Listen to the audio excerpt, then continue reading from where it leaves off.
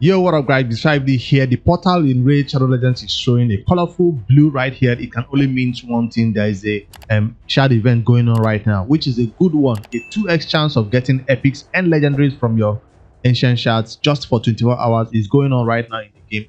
I'm going to be pulling all my shards. I'll give a disclaimer before I go into that. 16% chance to get epic. This is the best time for newer players to get amazing epics to change their accounts for the better clan boss or faction wars, and then a 1% chance for legendaries, which is still pretty low, and we're still not getting anything updated to this up till now that we've played the game for this long. So the Noob Pro also has some shards that we're going to be pulling on that account, so I can't wait to see what that account will get. On my main account, there's probably nothing that I'll get that will impress me, so my wish list is probably nothing. Even if I get duplicate legendaries or one duplicate legendary to fuel my faction guardian, I'll be perfectly okay with it. All these shards were obtained freely from beating the clan boss on a daily basis consistently, and of course from events and tournaments that does give us some ancient shards. Also from farming the dungeons also give you some ancient shards. That's one right here adding to the pool. I don't think I have enough space for one more, but let's see if we can make some space. And one more ancient shard. I got two more. The void was yesterday, I pulled and got nothing from my 2x void, so I'm hoping today will be a little bit different for the my luck on ancient shards. Since I make 3 more space, let me go ahead to my tavern and crunch 3 more food into this so we can have 3 more space. I made it the exact amount of space I needed. That's right there. I'll start hot with a 10 pull, and hopefully I get a legendary in my first pull. Good luck to all of you pulling your shards on this amazing event, and hopefully you get the best rewards also in the ongoing champion chase tournament. That's 820 points in the bag. Brass is an amazing champion who already have a champion guide about. If the notable gets his champion, it might be useful in faction war or even in Doom Tower. Alright, old Grocus, I don't know much about this one. It's pretty new, so I haven't got the time to build it, but nobody really talks about it. Amazing design though. Let's see what else we got. That's the 2 epic pool right here. No, that's actually 3. Sashi, I didn't forget about Sashi. She's also not quite popular in that Shadow King faction. Jingle Hunter, Trash. Duke the Pierce, amazing epic champion to use in early game dungeons or even in faction wars. For Flesh Tearer, that's not a champion you should ever build in Raid Shadow Legends. Alright, let me see. I'm doing 10 pulls all the way. I'm hoping the Noob Pro can get as lucky as this in terms of... That's a legendary I did not expect, and that's Raf Matab. It's a new one for me. It's a new one for me. I never expected to get anything because I recently just got a legendary which reset my PT. Raf Matab, what is this? It's looking like, yeah, it's a barbarian. It's almost looking like Kronam, that legendary champion you get from doing those referral programs. Let's see on the A1, this champion attacks one enemy, 50% chance of increasing the cooldown of one target's skill by 2 turns. So it takes one person's cooldown, 50% chance, the half chance of increasing the cooldown. The chance increases to 100% if the target has 50% HP or less. So if the person, that enemy already have low HP, he will have the 100% chance to increase the cooldown of their skills. That's a useful A1. Extremely useful, especially in PvE content or PvP. Obviously it can't work against bosses, so it's going to be useless against bosses. An HP based champion. Why is his shield being frosty? Is it going to be have something to do with freeze? Let's find out. On the A2, this champion attacks all enemies, 75% chance of placing provoke debuff. AoE provoke for 2 turns. Is it 2 turns? No, it's a 1 turn provoke. I thought it's going to be like Molly, who places for 2 turns sometimes. That's a 1 turn provoke, but it's AoE. It's a 100% chance to land this provoke. It's useful. Barbarian faction, AoE provoke. Useful a lot of places, whether you're using it in those early stages of the arena or in Hydra where provoke is used, or even PvE content. Once you provoke them, he takes all the damage. He also places block damage buff on himself for 1 turn. This is extremely useful.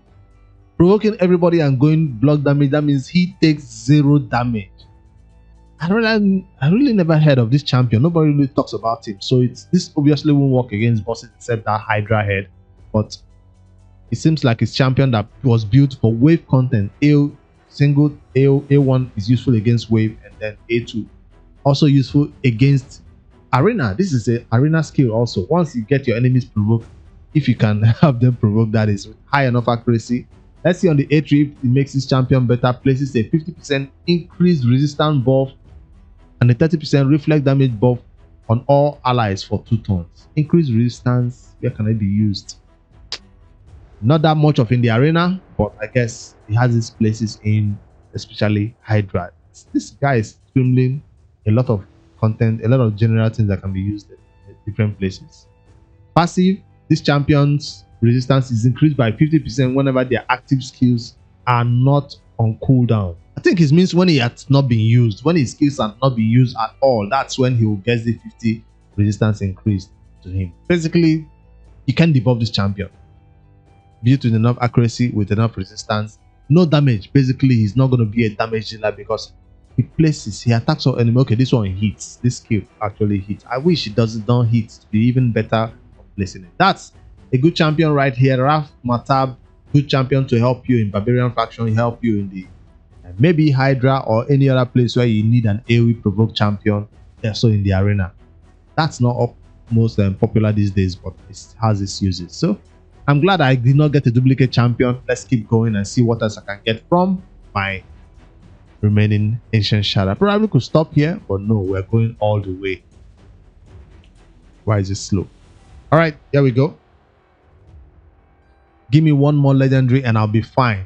51 ancient shards and 1 legendary is lucky. But 51 ancient shards and 2 legendaries is crazy.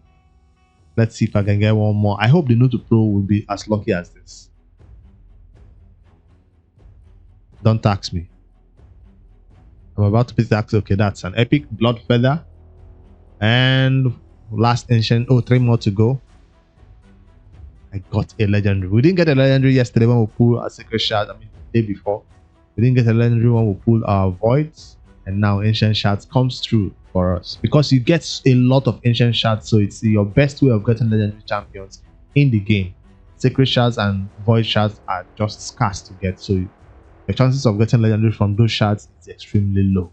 That's all from my main account. Let's see if the Noob Pro can be this lucky and get amazing champions that can be used in especially clan boss or even in content like faction wars. 16 shards right here to go. I'll go with 10 pulls straight off the bat and see if I can pull something amazing. Somebody to block the stun of the clan boss is something I will be amazed to get, or Sad Mage. That's a Sandlash. I'll take it. I'll take it because I'm very, very desperate to get epics on this account that will be game changing, and Sandlash for this level of this game is very, very game changing. What does she do, or what will she help us do? Now, this is what she's best known for right here. Attacks all enemies, decrease the duration of the enemy's buffs while she increases the duration of the allies' buffs. Question is, can she increase the duration of block damage that we'll be getting from Emic? No, she cannot increase the duration of block damage, but she can increase the duration of other buffs that we have on herself, like increase defense, increase attack, and increase speed and all that other stuff. So, and also this passive is another thing she's known for. Ally protection. Passive right here when somebody goes below 50%, right? Yeah, when their HP goes below 50%, she places block damage on herself on a long cooldown though, but she can be in the leader slot in something. So I'm hoping to get her into my teams, and maybe for faction wars if she has no place in the block damage arena team. As for this Archmage, what does this champion do? A1 first hit, 40% chance of placing 60% decreased defense debuff for 2 turns. That seems like a faction war champion. Decreased defense on the A1 and decreased speed. A very low chance though. 50% chance of landing both of them. Second hit. Alright, on the A2, removes all debuffs from this champion. I almost got excited. I thought it's going to be removes all debuffs from all allies. That would be amazing, but no, it's just from this champion. Then attacks all enemies. I guess. On the A3, attacks one enemy will ignore 30% of the target's defense. That's a nuke and a half. Places 50% increased attack buff and a 30% increased crit damage buff. I hope it's before. No, it's if this attack is an enemy. It should be before though. This buff cannot be removed. Now, if he places this increased attack and increased speed damage before he does this ignore 30%, it would be amazing to be used. But this one that he kills one person, then places this buff on himself, so it means it is next turn that will now enjoy this buff that he's putting on himself. So if we don't have any other options, we'll have to consider him for the banner loss buff. From what I'm seeing, it's only this skill that will be useful maybe in a stun set while he does damage with this skill, but not one that I will immediately build for faction wars. Let's see what else we can do from our 6 remaining ancient shard. Not lucky enough yet. On the Noob to Pro, my account got lucky, so I hope the Noob to Pro also gets lucky. Let's see what we can get. Another epic. Please, one more epic from these 6 shards would be amazing. Don't tax me all the way.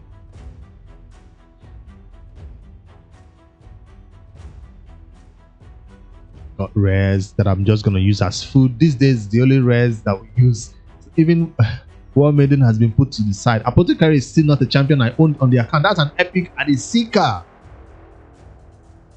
I'm not building a team for him yet, but useful. Useful. That passive will be useful. Even in clan boss, even if I'm not using it for increased attack, he will serve as increased attack champion because he's best known for clan boss, those double man-eater, bat-eater teams. But besides that, if you don't have any other person doing increased attack for you, I guess you could use him. He's on a 5-turn cooldown though. I mean, increased defense. I'm just looking for clan boss champion, and he doesn't stand as a champion I will build immediately for this pro. But useful is definitely maybe even in gold second team in the arena. We'll find a way to use him, and he's going to be an MVP in faction wars because this series is all about beating faction wars and getting Lydia. So that's a good one. At least I didn't get taxed with 6 rares. I did get one more epic, which is Seeker. And let's see what else we can get on the Noob to Pro with 2 more ancient shards to go. Good luck to your own shard pools. Hopefully you get luckier than I did and pull 2 legendaries from this number of ancient shards. And the last one, will it be an epic for the road? No, it's just a rare. Be apothecary at least. I still don't have an apothecary on the account, at least for that high else faction was. It's gonna be hard to get this champion eventually. All right, that's all I got from this shards 2x ancient going on only today. Make sure you pull your shards if you are going for epics or legendaries. But remember, if fusion might be coming up soon, so you probably want to save your shards if you're one of those players who are chasing over after the next fusion. On my main account or this Noob to Pro app, this Noob to Pro is not chasing for any fusion at all, so I will be pulling all my shards. That's why I went for this 2x weekend, Friday, Saturday and Sunday. I'm not going for any fusion that is coming up on this Noob to Pro. That's the reason why I went for this originally. But as for my main account, let's see if I got that legendary skill tome. Of course I got the legendary skill tome that was hiding over there. I don't know if this shard pool was a success or a fail. You guys let me know in the comments. I pulled 51 on my main. I pulled 16 from the Noob to Pro. I got a legendary and some amazing epic champions who can help me in the faction war in the Noob to Pro. So I'll consider it like a success because that's a total of about 70 ancient shards, 1 legendary and some epics.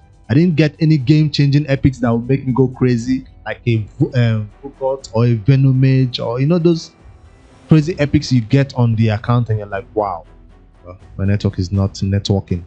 Anyways guys, let me end it right here. Help me hit like in this video, subscribe to my YouTube channel for more daily raid, Shadowlands content, news and shard pools as we go along.